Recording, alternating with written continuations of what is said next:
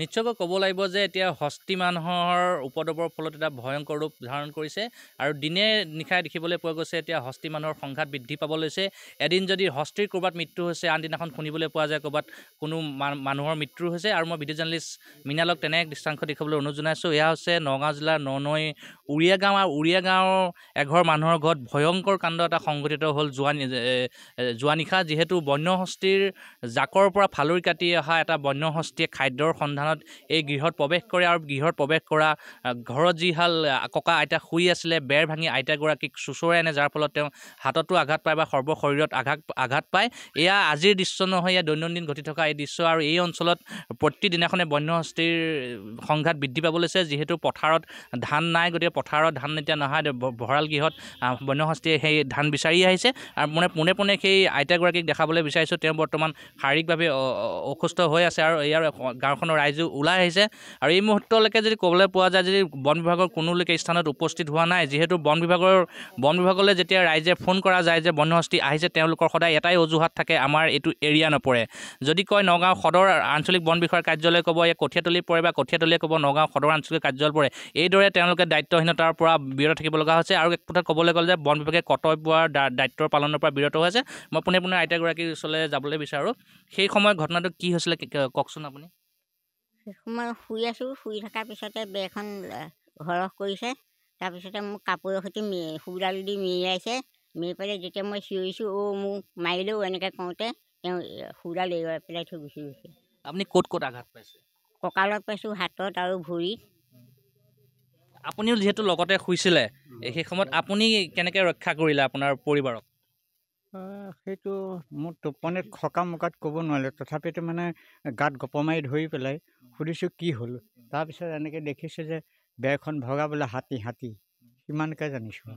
এই সমস্যাটো আজিৰ নহয়, দৈনন্দিন সদায় ঘটি থকা সমস্যা। এই ক্ষেত্ৰত বন বিভাগৰ ফালৰ পৰা আপোনালোকক কি ধৰণে সহায় কৰিছে? একো সহায় কৰা নাই, তেনেকৈ নাই কৰা। মই আৰু কিছু লোক আছে আপোনালোকৰ পৰা জানিব বিচাৰোঁ। আপোনালোকে সদায় ৰাতি পহৰা দিবলগীয়া নিচিনা এটা ব্যৱস্থা হৈছে। দিনত ধান কাটি পেলাই বা মৰণা মাৰিব লগা হয় আৰু ৰাতি পহৰা দিব লগা হয়। এতিয়া কি ক'ব, এইটো সমস্যাটো সদায় হৈ আছে? হয়, সদায় হৈ আছে। টোপনি ক্ষতি কওঁতে একেবাৰে মাথা ঘূৰণিত চকু মোকোলাবলৈ মন নাযায়, কঁকাল থিৰি কৰি ৰাখিব নোৱাৰোঁ। বন বিভাগে কি কয় আপোনালোকে? তেওঁলোকলৈ ফোন কৰিলে কয় যে আমি এইটো কৰিব পৰা আমাৰ হাতত কোনো ব্যৱস্থা নাই, আপোনালোকে নিজেই কি কৰে কৰক বা সেই বুলি কয়। বেলেগ এজনৰ ফোন নাম্বাৰ দিলে ক'ব, আমি যদি ফোন কৰোঁ তেওঁলোকে কয় আপোনালোকে ফোন নাম্বাৰটো ক'ত পালে। প্ৰথম প্ৰশ্ন আমাক সেইটোহে কৰে, কিন্তু আমি যে ৰাইজ বিপদত পৰিছোঁ তেওঁলোকৰ সেইটো কোনো খবৰ নাই।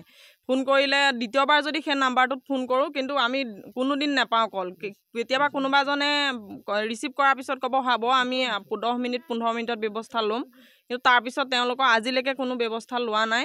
আজি ৰাতিপুৱা এই ঘটনাটো হোৱাৰ পিছতো আমি ফোন কৰিছিলোঁ, তেওঁলোকে ক'লে আমি ব্যৱস্থা ল'ম বাৰু, গৈ আছোঁ, কিন্তু এতিয়া বৰ্তমানলৈকে আহি পোৱাহি নাই কোনো।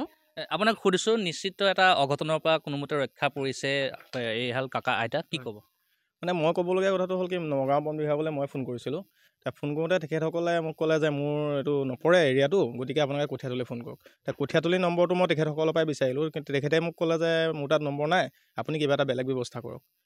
এনেকৈ যদি সদায় ধৰি লওক হাতী আৰু মানুহৰ সংঘাত হৈ থাকে, তেতিয়াহ'লে আমাৰ ইয়াত এই গাঁও অঞ্চলৰ মানুহখিনি কেনেকৈ চলিব?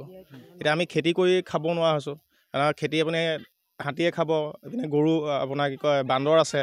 এই ব্যৱস্থাটো যাতে চৰকাৰে কিবা এটা হেৰি কৰে, তাৰ কাৰণে মই নিশ্চয়কৈ ক'ব লাগিব। এইদৰে চলি আছে নগাঁও জিলা বন বিভাগ আৰু নগাঁও জিলা বন বিভাগৰ পৰা জীৱন সম্পত্তি নিৰাপত্তা নাইকিয়া হৈছে সাধাৰণ ৰাইজৰ। আৰু মই যি স্থানত এই স্থানত উপস্থিত আছোঁ, এই স্থান কোনো বন্য হস্তিৰ বসতিস্থল নহয়।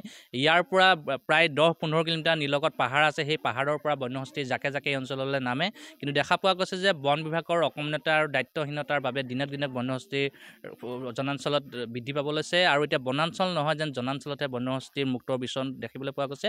আৰু মই পুনৰ ক'বলৈ বিচাৰিছোঁ যে নগাঁও জিলাৰ বন বিভাগৰ অকমনতা আৰু দায়িত্বহীনতাৰ বাবে এইদৰে দিনক দিনে সাধাৰণ ৰাইজে দুৰ্ভোগ ভুগিবলগীয়া হৈছে।